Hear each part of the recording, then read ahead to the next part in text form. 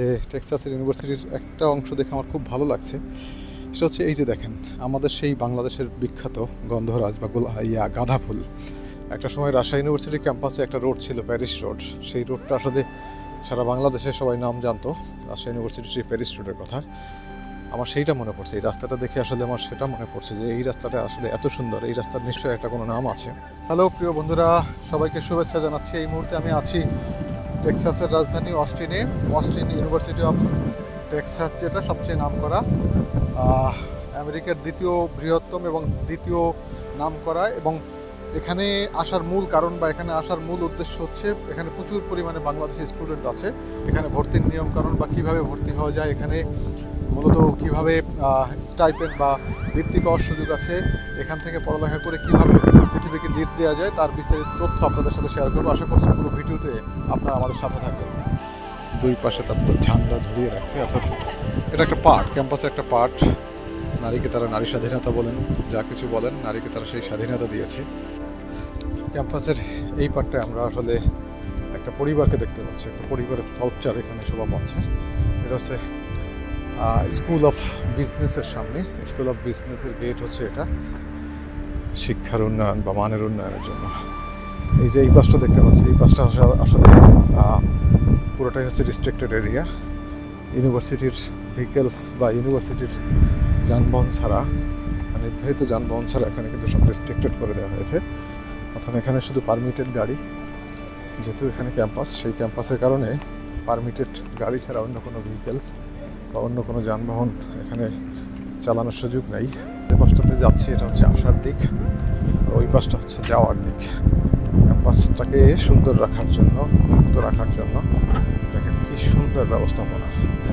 শত শত মানুষ, অনেক পর্যটক, অনেক শিক্ষার্থী যারা ক্যাম্পাসকে ভালোবাসে বা যারা শিক্ষাকে ভালোবাসে, তারা আসলে দেখতে আসেন, ঘুরতে আসেন।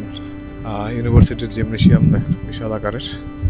এখানে সমস্ত শিক্ষার্থীরা তারা হয়তো এখানে জিম করার সুযোগ পায় জিমনেশিয়ামে। মূল দেখেন, আমরা এই পথে পথে হাঁটলেও ভাল লাগছে, দারুণ লাগছে। হেঁটে চলার রাস্তায়, হেঁটে চলার দুধারে হচ্ছে মূল ফ্যাকাল্টিগুলো। এই পাশে হচ্ছে স্টুডেন্ট অ্যাক্টিভিটি সেন্টার, স্টুডেন্টের যে অ্যাক্টিভিটিস হবে সেগুলোর সেন্টার। তবে যে যাই বলেন না কেন, এখানের যে সৌন্দর্য বা এখানের যে মুগ্ধতা দারুণ, বলে বলার মতো না। আপনার ক্যাম্পাসের রাস্তাটা দেখেন। একটা সময় রাজশাহী ইউনিভার্সিটির ক্যাম্পাসে একটা রোড ছিল, প্যারিস রোড। সেই রোডটা আসলে সারা বাংলাদেশে সবাই নাম জানতো রাজশাহী ইউনিভার্সিটির সেই প্যারিস রোডের কথা। আমার সেইটা মনে পড়ছে, এই রাস্তাটা দেখে আসলে আমার সেটা মনে পড়ছে যে এই রাস্তাটা আসলে এত সুন্দর, এই রাস্তার নিশ্চয়ই একটা কোনো নাম আছে। আমি জানলে আপনাদেরকে সেই নাম জানানোর চেষ্টা করব। ইউনিভার্সিটি অফ অস্টিনকে এত নাম করা হবে না কেন? এদের যদি ফান্ডের কথা আপনারা জানেন তাহলে আপনাদের মাথায় চরক গাছ হয়ে যাবে। মানে এদের এত টাকা, আসলে টাকা তাদের অভাব নেই। ফান্ড বলেন, হাজার হাজার লক্ষ হাজার কোটি টাকার মালিকেরা, যে কারণে তাদের টাকারও শেষ নেই, সৌন্দর্যেরও শেষ নেই। আর আপনাদেরকে জানিয়ে রাখি যে এই ক্যাম্পাসটা দেখে আমার ভালো লাগছে এই কারণে যে বিভিন্ন পথে পথে বা বিভিন্ন জায়গায় আমার কাছে মনে হয়েছে এরা ধূমপান মুক্ত রেখেছে, সিগারেট নট অ্যালাউড, বিভিন্ন জায়গায় আমরা দেখতে পেয়েছি। আর সন্তান থাকলে সেই সন্তানকেও এখানে একটু নিয়ে আসবেন। এই ক্যাম্পাস দেখলে বা এই জায়গাগুলো দেখলে অবশ্যই আপনার সন্তানের মনে নাড়া দেবে যে হ্যাঁ, আমি হয়তো এইটার পার্ট হতে পারি। এখান থেকে শিক্ষা নিয়ে বা এখান থেকে শিক্ষা অর্জন করে আমি আমার লাইফকে পরিবর্তন করতে পারি। এই জন্য এখানে যারা বসবাস করেন, আমেরিকায় যারা বসবাস করেন বা আশপাশে যারা বসবাস করেন, বা বাংলাদেশের যে সমস্ত শিক্ষার্থী আছেন বা বাংলাদেশের যে সমস্ত অভিভাবক আছেন, তারা কিন্তু আপনার সন্তানকে স্বপ্ন দেখাতে পারেন। আপনার সন্তানকে সুন্দর একটা ভবিষ্যতের জন্য এই ইউনিভার্সিটিতে অ্যাডমিশন করার বা অ্যাডমিশন নেওয়ার জন্য স্বপ্ন দেখাতে পারেন। রাস্তার দুধারে শত শত বেঞ্চ টেবিল সাজা হয়েছে। হাঁটতে হাঁটতে যদি কারো ক্লান্তি লাগে, বা এগুলো হচ্ছে ক্যাফেটেরিয়া। শিক্ষার্থীরা যদি এখান থেকে কিছু খেতে চায় কম দামে, বা তারা কিন্তু এখানে বসে নির্দ্বিধায় তারা খেতে পারবে। এই জায়গাগুলোও বেশ সাজানো পরিপাটি। তাই বুঝতে পারছেন সব ধরনের সুযোগ সুবিধা, আয়োজন সব কিছুই কিন্তু এখানে আছে। ইউনিভার্সিটি অফ অস্টিন বা এই যে টেক্সাসের ইউনিভার্সিটির একটা অংশ দেখে আমার খুব ভালো লাগছে।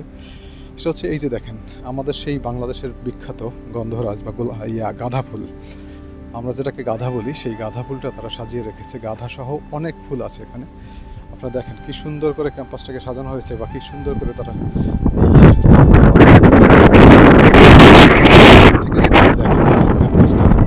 এই পাশটাকে যদি ফুলের সৌন্দর্যটা দেখেন, অসাধারণ, কি চমৎকার করে তারা বানিয়েছে।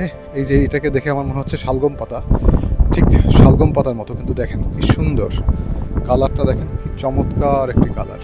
এর পিছনেই মূল ক্যাম্পাসের মূল ভবন। তাই বুঝতেই পারছেন যে কি সুন্দর করে তারা এই ক্যাম্পাসটাকে সাজিয়েছে, কি সুন্দর করে তারা রাখছে। আপনি যদি সামনের দিকে যান, একটা ড্রোন শট যদি নেন এখানের, তাহলে বুঝতেই পারছেন যে সৌন্দর্য কাকে বলে। কি সুন্দর একটা ড্রোন শটের মতো আমি নিয়ে রাখি, বা ড্রোন ব্যবহার করার এখানে নিয়ম আছে কিনা জানি না, তবে ড্রোন ব্যবহার করতে পারলে, ড্রোনের ফুটেজ নিতে পারলে আপনাদেরকে সেটা দেখাবো। ড্রোনের সৌন্দর্যটা আসলে অনেক সুন্দর হবে।